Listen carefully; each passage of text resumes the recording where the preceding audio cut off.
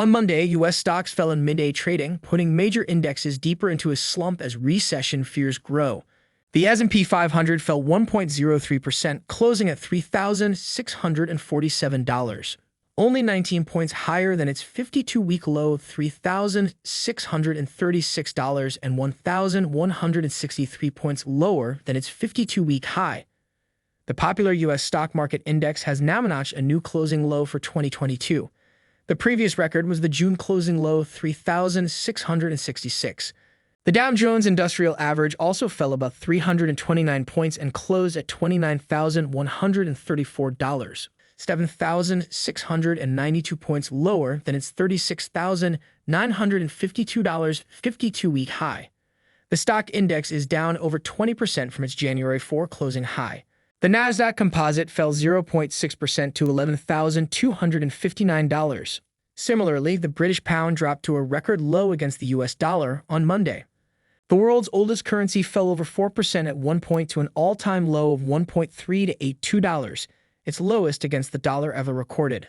This is amid rising speculation that the Bank of England may have to be more aggressive with interest rate hikes to lower inflation.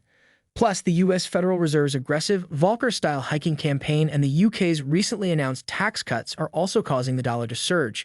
The euro has also hit its lowest against the dollar since 2002. But a surging dollar is not entirely good news for global trade because of its position as the world's dominant reserve currency.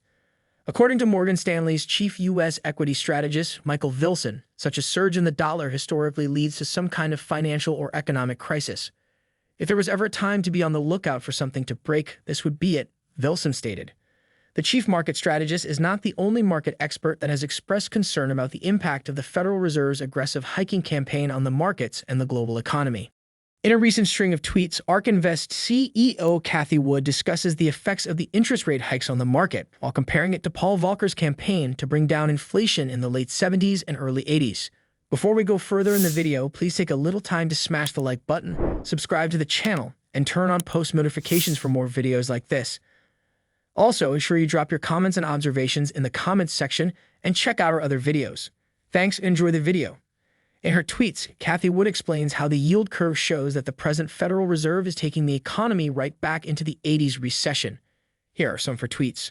The yield curve suggests that U.S. monetary policy has not been this restrictive since the 80s. As measured by the 2-year Treasury yield relative to the 10-year Treasury yield, it has inverted by 50 basis points, the 10-year yield at 3.75% compared to the 2-year yield at 4.25%. In ARK Invest's view, U.S. monetary policy is significantly more restrictive than in the 80s when, to kill inflation, Fed Chair Volcker pushed the Fed funds rate up twofold from 10% to 20%. Chair Powell and his team have increased it 13-fold from 0.25% to 3.25% to slay the dragon. Under Volcker, the increase in long Treasury yields was 1.6x from 10% to 16%, compared to 7.4x from 0.5% to 3.7% under Powell and his team. Risk aversion is pummeling all assets except cash, but the Fed seems fixated on hiking rates another 100-plus basis points to protect its legacy. Last week, the Federal Reserve increased the target for the federal funds rate by another 0.75% to a range of 3% to 3.25%.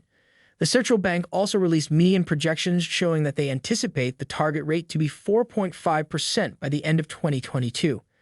Though the markets have priced in the 0.75 percentage points hike, investors were not expecting the central bank to remain so hawkish. In fact, several experts were expecting a Fed pivot before year-end. But by all indications, that might not come as early as expected. In her tweets, Cathie also discusses the impact of the rate hikes on commodities and how it compares to what Volcker did in the early 80s. Her tweets read, "Meanwhile, commodity prices as measured by Refinitiv's CRB index have dropped approximately 42% since their peak in mid-2008, approximately 25% since their lower peak in 2011, and approximately 19% since an even lower peak earlier this year.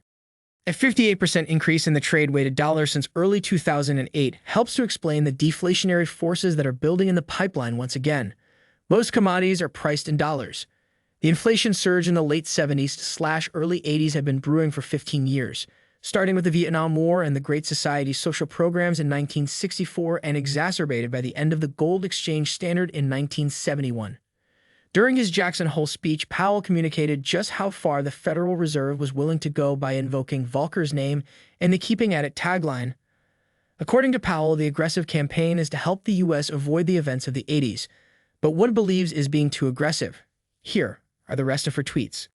By the time this Fed tackled the current surge, inflation had been brewing for approximately 15 months, not 15 years. Now, it is keeping at it with a sledgehammer 13 times more powerful than the one Volcker wielded in the 80s. In so doing, the Fed could undermine its legacy.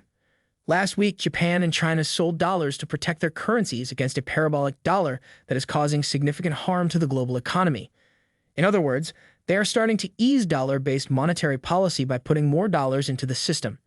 Japan's and China's dollar sales could be the first sign that monetary easing is on the way. The dollar's parabolic move has been devastating the rest of the world and should come back to bite U.S. competitiveness, jobs, and economic activity, forcing the Fed to pivot. Like Vilson, Wood concludes that the Federal Reserve's actions will soon break the economy, forcing the needed pivot that would reduce the pressure on the markets and global trade. According to Real Vision's Raoul, bonds might have already bitten the dust. On Monday, the macro guru also put out some tweets about the U.S. bond market. Here are his tweets. I see people saying there is nothing broken in bonds, but 5-year break-evens are collapsing. And 5-year real rates are seeing the fastest, largest move in history. Bonds are unanchored from inflation expectations. Bond volatility is near exceeding 2020 when the bond market shut down. Bond liquidity is the same. The rate of change of mortgages is the fastest, largest ever. The rate of change of yields across the curves is the fastest, largest ever. And there is a nasty feedback loop with the dollar, where the year-over-year rate of change is now in the top 4 in all history. Cathie Wood and Raoul are both giants in their respective fields with a wealth of experience in trading, economics, and finance, and they are both sounding off the alarm bells about the economy and the markets. Today's episode is sponsored by iTrustCapital, the #1 crypto IRA platform in America. We allow you to invest in your favorite cryptocurrencies without worrying about taxes. That's right, iTrustCapital allows you to buy and sell your favorite cryptocurrencies completely tax-free. That means if you invest $10,000 into Cardano and it grows to $100,000, all of your profits are tax-free. Why is it tax-free? We took the existing retirement account industry and flipped it on its head. Instead of boring stocks and bonds, you can invest in crypto. How is it secured? Through Coinbase Custody, one of the leading cold storage providers with a $320 million insurance policy to protect against theft, hacks, and loss of funds. Roll over your existing retirement account, or even start a new one from scratch. Questions? Schedule a free call with one of our crypto retirement account specialists, and they can help you discuss your options. Start your crypto IRA today and retire early, only at iTrustCapital. Click the link in the description to open a free account now. What do you think about their tweets and assessments of the U.S. economy? Please drop your comments and observations in the comments section below. Also, ensure you like this video, subscribe to the channel, and turn on post notifications for more videos like this. Thanks for watching.